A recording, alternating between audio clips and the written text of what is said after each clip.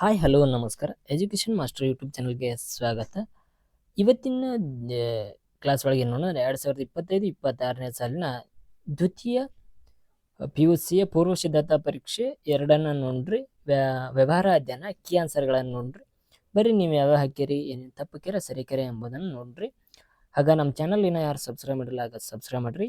ಬರ್ರಿ ಲೇಟ್ ಮಾಡಬೇಡ, ಕ್ವಶನ್ ಪೇಪರ್ನ ಸಾಲ್ವ್ ಮಾಡೋಣ. ಅದೇ ರೀತಿ ಭಾಗ ಎ ನೋಡ್ನು. ಭಾಗ ಎ ಒಳಗ MCQ ಕ್ವಶನ್ ಅಂದ್ರೆ MCQ ಕ್ವಶನ್ಗಳದಾವ. ಫಸ್ಟ್ ನೋಡ್ರಿ ಏನಂದ್ರೆ ನಿರ್ವಹಣೆ ಡ್ಯಾಶ್ ಎಂದು ಪರಿಗಣಿಸಲಾಗುತ್ತದೆ. ನಿರ್ವಹಣೆ ಏನೆಂದ ಪರಿಗಣಿಸಲಾಗ್ತದೆ. ಆನ್ಸರ್ಗಳನ್ನು ಸಿ ಆನ್ಸರ್ ಕರೆಕ್ಟ್ ರೀ. ಸಿ ಕಲೆ ಮತ್ತು ವಿಜ್ಞಾನ ಎಂದು ಆಗಿದೆ. ಕಲೆ ಮತ್ತು ವಿಜ್ಞಾನ ಎಂದು ಆಗಿದೆ. ತದನಂತರ ನಿರ್ವಹಣೆಯ ತತ್ವ ಹೇಗೆ ರಚಿಸಲಾಗಿದೆ. ಸರಿಯಾದ ಉತ್ತರ ನೀವು ಯಾವ್ದಕ್ಕೆ ನೋಡ್ರಿ, ವ್ಯವಸ್ಥಾಪಕರ ಅನುಭವಗಳಿಂದ ಎಂಬುದನ್ನು ಇಲ್ಲಿ ನೋಡ್ಬೋದು. ವ್ಯವಸ್ಥಾಪಕರ ಅನುಭವಗಳಿಂದ ನಿರ್ವಹಣೆಯ ತತ್ವಗಳ ಹೇಗೆ ರಚಿಸಲಾಗಿವೆ ಎಂಬುದನ್ನು ಇಲ್ಲಿ ತಿಳಿಬಹುದು. ತದನಂತರ 3ನೇ ಪ್ರಶ್ನೆ, ಡ್ಯಾಶ್ ಏನು ಮಾಡಬೇಕು ಮತ್ತು ಹೇಗೆ ಮಾಡಬೇಕೆಂದು ಪೂರ್ವಭಾವಿಯಾಗಿ ನಿರ್ಧರಿಸಲಾಗುತ್ತಿದೆ.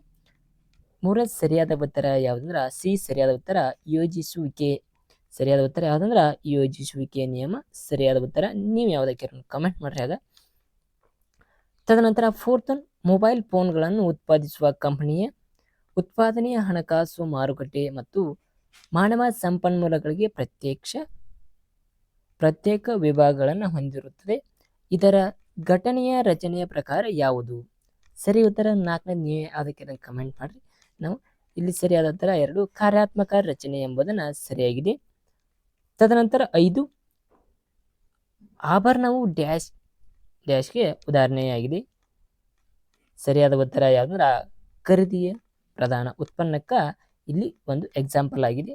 ಆಗ ಯಾರು ವಿಡಿಯೋ ಸ್ಕಿಪ್ ಮಾಡ್ರಿ ಬೇಡ್ರಿ, ಕೊನೆ ತನಕ ನೋಡ್ರಿ. ನೀವು ಆನ್ಸರ್ ಏನು ಹಾಕಿರ ನಿಮ್ಗೆ ಗೊತ್ತಾಗ್ತದ. 6th ಡ್ಯಾಶ್ ರವರ ಬಿಟಸ್ಥಳ 6th ಡ್ಯಾಶ್ ರವರ ಸಾಮಾನ್ಯ ನಿರ್ವಹಣೆಯ ಪಿತಾಮಹ ಯಾರಾಗ್ಯಾರ್ರಿ? Dash henry ಫಯೋಲ್. ಇದು ಫಸ್ಟ್ ರೀ, ಹೆನ್ರಿ ಫಯೋಲ್. ಅದೇ ರೀತಿ ಸೆಕೆಂಡ್ ಒಂದು ಡ್ಯಾಶ್ 7ನೇ ಪ್ರಶ್ನೆ ರೀ, ಡ್ಯಾಶ್ ನಿರೀಕ್ಷಿತ ಫಲಿತಾಂಶಗಳನ್ನು ಅಂಕಿಅಂಶಗಳ ರೂಪದಲ್ಲಿ ವ್ಯಕ್ತಪಡಿಸಿದ ಹೇಳಿಕೆಯಾಗಿದೆ. ಇಲ್ಲಿ ಸರಿಯಾದ ಉತ್ತರ ಯಾವ್ದಾರ ಸೆಕೆಂಡ್ ನೋಡ್ರಿ, ಮುಂಗಡ ಪತ್ರ ಅಂದ್ರೆ ಬಜೆಟ್. ಅಂದ್ರೆ ಬಜೆಟ್ ಮುಂಗಡ ಪತ್ರ ಬಜೆಟ್. 8th ನೋಡ್ರಿ, ಡ್ಯಾಶ್ ಎಂದರೆ ನಡವಳಿಕೆಗಳನ್ನು ಗುರಿಯ ಕಡೆಗೆ ಸಕ್ರಿಯಗೊಳಿಸುವ ಮತ್ತು ನಿರ್ದೇಶಿಸುವ ಆಂತರಿಕ ಸ್ಥಿತಿ. ಸರಿಯಾದ ಉತ್ತರ ಯಾವ್ದಾರ ಸರಿಯಾದ ಉತ್ತರ ಯಾವ್ದಾರ ಮೋಟಿವೇಶನ್ ಅಂದ್ರೆ ಪ್ರೇರಣೆ ನೋಡ್ರಿ. ಮೋಟಿವೇಶನ್ ಅಂದ್ರೆ ಪ್ರೇರಣೆ. 3ನೇದು ಪ್ರೇರಣೆ. ನೀವು ಯಾವ್ದು ಹಾಕಿರಿ ಸರಿಯಾಗಿ ನೋಡ್ಕೋರಿ, ಆಗ ತಪ್ಪಿದ್ರೆ ತಿದ್ಕೋರಿ. ತದನಂತರ 9ನೇದ್ರಿ, ಡ್ಯಾಶ್ ಬಂಡವಾಳವು ಸ್ಥಿರ ಆಸ್ತಿಗಳಲ್ಲಿನ ಹೂಡಿಕೆಯಾಗಿದೆ. ಅಂದ್ರೆ ಸ್ಥಿರ ಬಂಡವಾಳವು ಸ್ಥಿರ ಆಸ್ತಿಗಳನ್ನು ಹೂಡಿಕೆಯಾಗಿದೆ ಎಂಬುದನ್ನು ನೋಡ್ಬೋದು. 4th ನೀವು ಸೀರೀಸ್ ವೈಸ್ ಹಾಕ್ರಿ. ಅವನು ನಾವು 1 2 3 4 ಅಂತ ಹಾಕಿದ್ದೇನ್ರಿ. 10ನೇದ್ರಿ, ಮಾರಾಟಗಾರನು ತನ್ನ ಉತ್ಪನ್ನಕ್ಕೆ ಹೆಸರು ಅಥವಾ ಚಿಹ್ನೆ ಇತ್ಯಾದಿಗಳನ್ನು ನೀಡುವ ಪ್ರಕ್ರಿಯೆಯನ್ನು ಡ್ಯಾಶ್ ಎಂದು ಕರೆಯಲಾಗುತ್ತದೆ. ಮುದ್ರೆ ಹಾಕುವಿಕೆ ಎಂಬುದನ್ನು ಇಲ್ಲಿ ನೋಡ್ಬೋದ್ರಿ. 5th ನೀವು ಅಳಕಿಸಿ ಅವನ್ನ ಕರೆಕ್ಟಾಗಿ ಹಾಕೋಬೇಕ್ರಿ. ಅಂದ್ರೆ ನಿಮ್ಗೆ ಗೊತ್ತಾಗಿರ್ತವ ಯಾವ ಇಲ್ಲಿನ ಎಂಬುದ.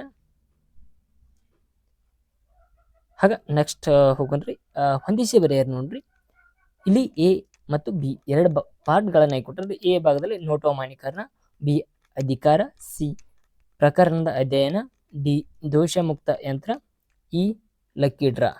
ಇದರೊಳಗೆ ಬಿ ಒಳಗೇನು ಯಂತ್ರಗಳನ್ನು ಸರಿಪಡಿಸುವುದು ಅಥವಾ ಬದಲಾಯಿಸುವುದು. ಸೆಕೆಂಡ್ ಒನ್ ಮಾರಾಟ ಪ್ರವರ್ತನೆ. 3rd one November 8, 2016.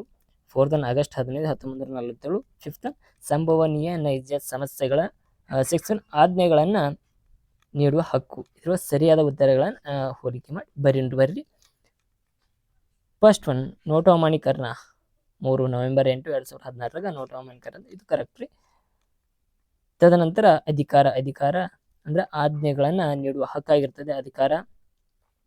ತದನಂತರ ಸಿ ಪ್ರಕರಣಗಳ ಅಧ್ಯಯನ. ಸಿ ಪ್ರಕರಣ ಅಧ್ಯಯನಗಳ ಯಾವ್ದ ಇಲ್ಲಿ ಸಂಭವನೀಯ ನೈಜ ಸಮಸ್ಯೆಗಳಾಗಿರ್ತವ. ಅದ ನಂತರ ಡಿ ನೋಡ್ರಿ, ಡಿ ದೋಷಮುಕ್ತ ಯಂತ್ರ. ಡಿ ದೋಷಮುಕ್ತ ಯಂತ್ರ ಸರಿಯಾದ ಉತ್ತರ ಮಾರಾಟ ಪ್ರವರ್ತನೆ. ಫಿಫ್ತ್ ಒನ್ ಲಕ್ಕಿ ಡ್ರಾ ಯಾವ್ದಾಗ್ತಂದ್ರ ಮಾರಾಟದ ಪ್ರವರ್ತನೆ ಆಗ್ತದ. ತದನಂತರ ನಿರ್ವಹಣೆ ಯಾವುದಾದರೂ ಆಯಾಮಗಳನ್ನು ತಿಳಿಸ್ರಿ. 12ನೇ ಪ್ರಶ್ನೆ, ನಿರ್ವಹಣೆ ಅಂದ್ರೆ ಕೆಲಸದ ನಿರ್ವಹಣೆ ಆಯಾಮ ಇರ್ತದೆ. ಯಾವ ಆಯಾಮ ಅಂದ್ರೆ ಕೆಲಸವನ್ನ ಇಲ್ಲಿ ನಾವು ತೋರಿಸಬಹುದು. ತದನಂತರ 13, ವರ್ಗಾವಣೆ ಎಂದರೇನು? ವರ್ಗಾವಣೆ ಅಂದ್ರೆ ನಿಮ್ಗೆ ಗೊತ್ತಿರಬಹುದು, ಒಬ್ಬ ನೌಕರ ಇರ್ತಾನೆ, ಅದನ್ನ ಒಂದು ಕೆಲಸದಿಂದ ಕೆಲಸಕ್ಕೆ ವರ್ಗಾವಣೆ ಮಾಡ್ತಾರೆ. ಅದು ಒಂದು ಪ್ಲೇಸ್ದಿಂದ ಒಂದು ಪ್ಲೇಸ್ದಿಂದ ವರ್ಗಾವಣೆ ಆಗ್ತದೆ, ಅದನ್ನ ನೀವು ನೋಡ್ಬೋದು. ತದನಂತರ ನಾಯಕತ್ವದ ಒಂದು ಶೈಲಿ. ನಾಯಕತ್ವದ ಒಂದು ಶೈಲಿ ಅಂದ್ರೆ ಮುಂದಾಳತ್ವವನ್ನು ನೋಡಿಕೊಳ್ಳುವುದು ನಾಯಕತ್ವದ ಶೈಲಿ ಆಗಿರ್ತದ. ಇಲ್ಲಿ ನೋಡ್ಬೋದು ರೀ, ನಾಯಕತ್ವ ಅಂದ್ರೆ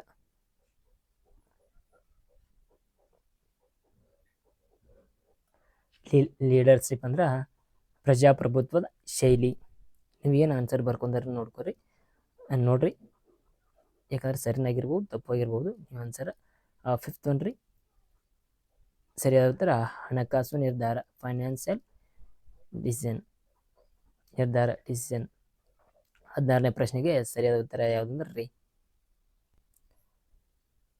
16ರಿಂದ ಜಿಲ್ಲಾ ಆಯೋಗ ಎಂಬುದನ್ನು ಇಲ್ಲಿ ತಿಳಿಬಹುದು. 16ರಿಂದ ನೋಡ್ಕೊರಿ. ಭಾಗ ಬಿ ಒಳಗರಿ ವೆರಿ ವೆರಿ ಇಂಪಾರ್ಟೆಂಟ್ ಕ್ವಶನ್ಗಳಿವ. ನಿರ್ವಹಣೆ ವಾಕ್ಯ ವಿವರಿಸಿ. ಚಲನೆ ಅಧ್ಯಯನ ಎಂದರೇನು? ಮತ್ತು ಯೋಜನೆ 19 ಅಂದರೆ ಯೋಜಿಸುವಿಕೆ ಮತ್ತು ಪ್ರಕ್ರಿಯೆಯಲ್ಲಿ ಮೊದಲನೇ 2 ಹಂತಗಳನ್ನು ತಿಳಿಸಿರಿ. ಕಾರ್ಯಾತ್ಮಕ ಮತ್ತು ವಿಭಾಗಗಳ ನಡುವಿನ ವ್ಯತ್ಯಾಸಗಳನ್ನು ತಿಳಿಸಿ. ನೀವು ಇವುಗಳನ್ನು ಸಂಕ್ಷಿಪ್ತವಾಗಿ ಎರಡು ಮಾರ್ಕ್ಸಿಂದವ್ರು ಬರಿಬಹುದು. ತದನಂತರ ಇಲ್ಲೇನು ನೋಡ್ಬೇಕಂದ್ರೆ ನಾವು ಸಿಬ್ಬಂದಿ 21ನೇ ಪ್ರಶ್ನೆ, ಸಿಬ್ಬಂದಿ ನಿರ್ವಹಣೆ ಯಾವುದಾದ್ರು 2 ಪ್ರಾಮುಖ್ಯತೆಗಳನ್ನು ಹೇಳ್ರಿ ಅಂತ. ಇಲ್ಲಿ 2 ಅಂಕದ 17ನೇ ಪ್ರಶ್ನೆ ನಿರ್ವಹಣೆಯ ವ್ಯಾಖ್ಯಾನಿಸಿ ಅಂದ್ರೆ ನಿರ್ವಹಣೆ ನಿರ್ವಹಣೆ ಆಗ್ತದ. ನಿರ್ವಹಣೆಯ ಸಂಸ್ಥೆ ಮತ್ತು ಗುರಿ ಸಂಘಟನೆ ಸಿಬ್ಬಂದಿಗಳ ನಿಯಂತ್ರಣ ಪ್ರಕ್ರಿಯೆ ಆಗಿರ್ತದ. ಚಲನದ ಅಧ್ಯಯನ ಎಂದರೆ ಚಲನ ಅಧ್ಯಯನ ಕೆಲಸದ ನಿರ್ವಹಣೆ ಮತ್ತು ವಿವಿಧ ದೈಹಿಕ ಚಲನಾತ್ಮಕ ಮತ್ತು ವಿಶ್ಲೇಷಿಸಿದ ಅನಧಿಕೃತ ಚಲನೆಗಳನ್ನು ತೆಗೆದುಹಾಕುವುದೆಂಬುದನ್ನು ನೋಡ್ಬೋದು.